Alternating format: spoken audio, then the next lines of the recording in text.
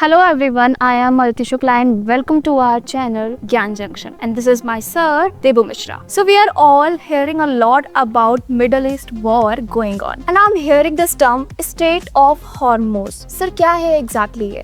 Straight of Hormuz बहुत ही interesting question है। Straight of Hormuz ऐसा एक स्ट्रेच है अरेबियन सी में, जिसको ईरान कहता है पर्सियन सी और सऊदी कहते हैं अरेबियन सी। तो उसका एक स्ट्रेच ऐसा है जो वहाँ पे वो बहुत नैरो है एंड वो सी रूट सबसे ज्यादा क्रूशियल है। तो ऐसा पढ़ने को 33 किलोमीटर की वेट है उसका, एंड वहां से शिप पास करते हैं एंड फॉर एवरीवेयर जो ऑयल सप्लाई होता है, जितने भी ऑयल सप्लाई होता है वो सारे उसी स्ट्रेच से जाते हैं। तो उसका कंट्रोल होना बहुत जरूरी है। तो नॉर्थ में उसके है ईरान, और जो साउथ में है ये सारे कंट्री जो यूएई वगैरह वो इस साइड पे। ईरान इसके ऊपर कंट्रोल लेके बैठा हुआ है। तो इस स्ट्रेच से अगर जब वॉर होता है तो इस स्ट्रेच से देखो सबसे ज्यादा मिडिल ईस्ट से ही ऑयल आता है, पूरा वर्ल्ड को सप्लाई मिडिल ईस्ट ही करता है। तो वो सप्लाई एकदम रुक जाएगा अगर वार शुरू होता है। तो जैसे अभी वार शुरू हुआ है और वो स्ट्रेच जो है वो ईरान के कंट्रोल में है। तो जब ऐसा होता है तो अब बाकी पूरे वर्ल्ड के लिए अगर कोई भी शिप वहां से पास करे तो ये इसको डिस्ट्रॉय कर सकते हैं। तो इसलिए ये वाला जो स्ट्रेच है ना,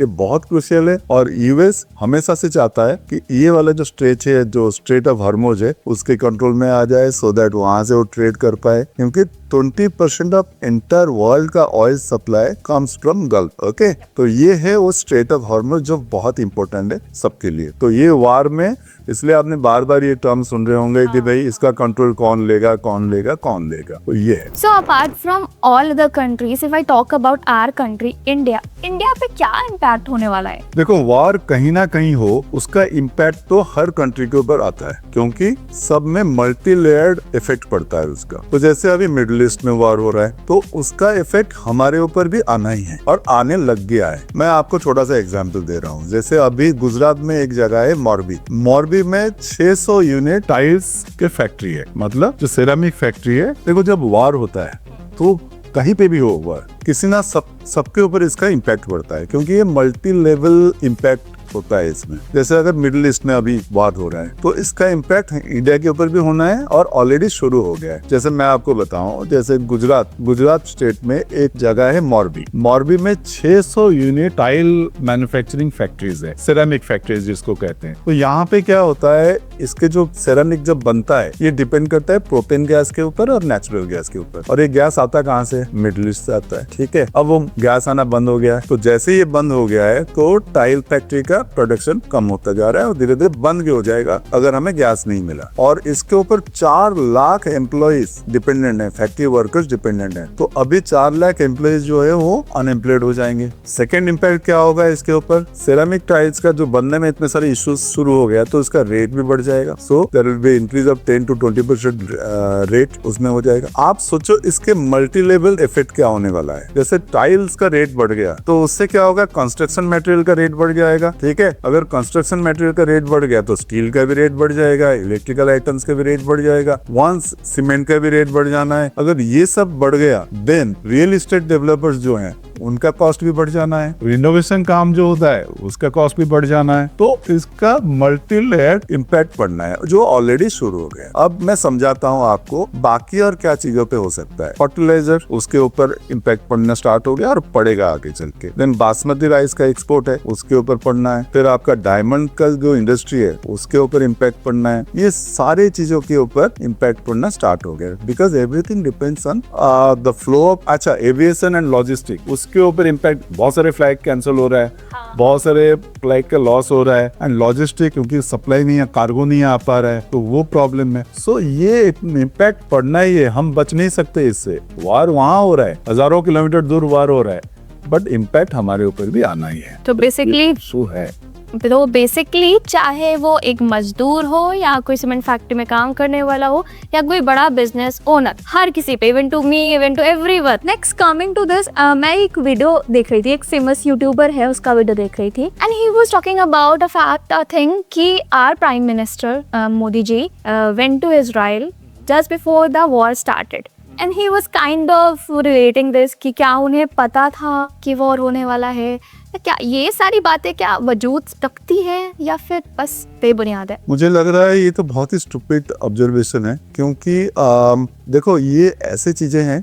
कि कोई भी कंट्री अगर कुछ करने वाला है उसका बेस्ट अली को भी वो बताएगा नहीं कि भाई मैं क्या करने वाला। तो मोदी जो गए थे वहाँ पे तो हमारे वो फर्म रिलेशन के तहत तो गए थे वहाँ पे, और जितने भी ट्रेड डील साइन करना था वो किए, एंड बहुत सारे आर्म्स के बारे में बात हुआ, ये सब करके वो वापस आए। अगर आप कह रहे कि वो वहाँ गए थे एंड वहाँ पे डिसीजन हुआ कि नहीं खामिनी को मारना है एंड अटैक होना है, और वो बातें वो मोदी जी के साथ शेयर किए, तो ये बहुत ही चाइल्डिश ऑब्जर्वेशन है, क्योंकि ऐसा होता नहीं है। अगर उनको बताना भी है तो इतना दूर बुला के क्यों वहाँ क्यों जाके बताएंगे? वो तो आप there are so many other way of communication जिसमें हो सकता है। So that is a very strange observation which I don't agree with. Basically ये इनका डिसीजन था और इसके ऊपर उनका इंटेलिजेंस जो फीडबैक दिया था, एंड इसके लेवल पे बहुत कुछ हुआ था। उन्होंने उनके पूरा टेलीकॉम को हैक करके रखे हुए थे, उनको पता था कि खामिनी कितने बजे मीटिंग करने के लिए ऊपर आने वाला है और कौन कौन आएगा। उनके हर ट्रैफिक लाइट को इन्होंने हैक करके रखा हुआ था, और ट्रैफिक लाइट पे जो कैमरा है उसको हैक करके रखे थे। तो there are so many things. उसमें CIA भी इनको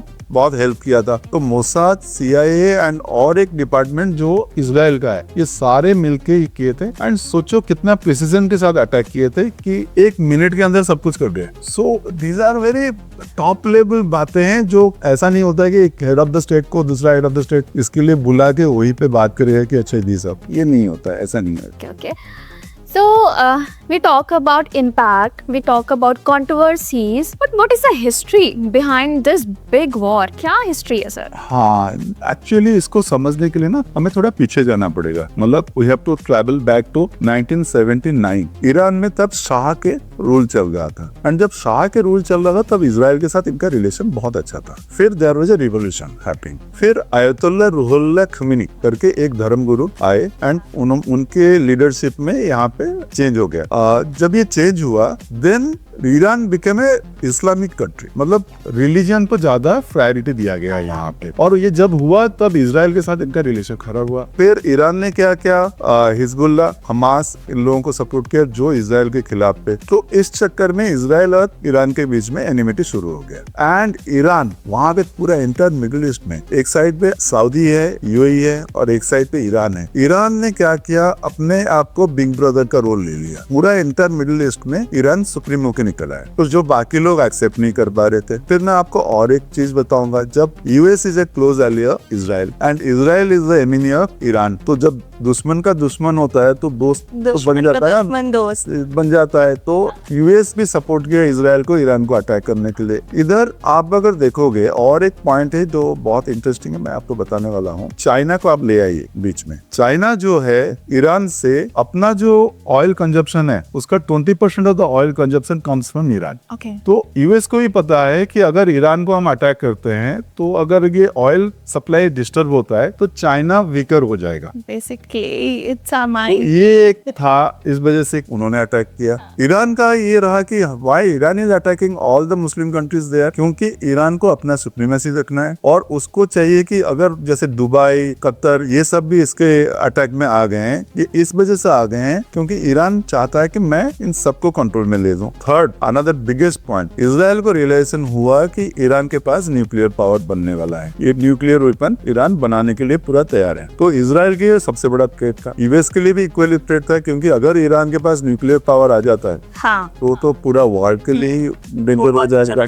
तो उससे पहले ही ये चाहते थे कि उसको खत्म करे, तो इसलिए उन्होंने अटैक कर लिया, करके खामेनी को खत्म कर दिया। But Khamenei already he was 86। उन्होंने भी अपना सेकंड लेवल ऑफ जो लीडरशिप है वो तैयार करके रखे हुए, जिस वजह से खामेनी के जाने के बाद भी ईरान इक्वल पावर के साथ अटैक कर रहा है। अच्छा, अगर इधर आप देखोगे तो रशिया एंड चाइना जो है, वो जो वेपन इनको प्रोवाइड करते हैं उनके लिए भी अच्छा है कि टेस्टिंग ग्राउंड उनका बन गया। तो उनके जो वेपन वो सप्लाई करते हैं वो सही हो रहा है कि गलत हो रहा है, वो टेस्ट कर लेते हैं इसको। एंड और एक पॉइंट है, ईरान जो है वो शिया मुस्लिम है और ये लोग सुन्नी मुस्लिम है।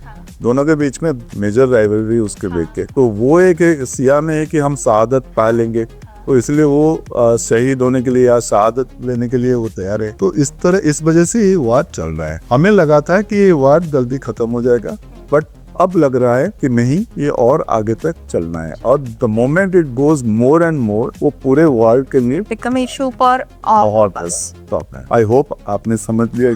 Best. I am now clear, क्योंकि बहुत सारे क्वेश्चंस थे और कुछ क्वेश्चंस ऐसे जो मेरे अंदर नहीं थे, but you developed in my mind कि अच्छा ओके चाइना का क्या रोल है यहाँ पे, चाइना पे क्या इम्पैक्ट होने वाला है. Thank you so much for this insightful journey about the whole Middle East war going on. Thank you for watching us, and for more such insightful videos, do subscribe our channel.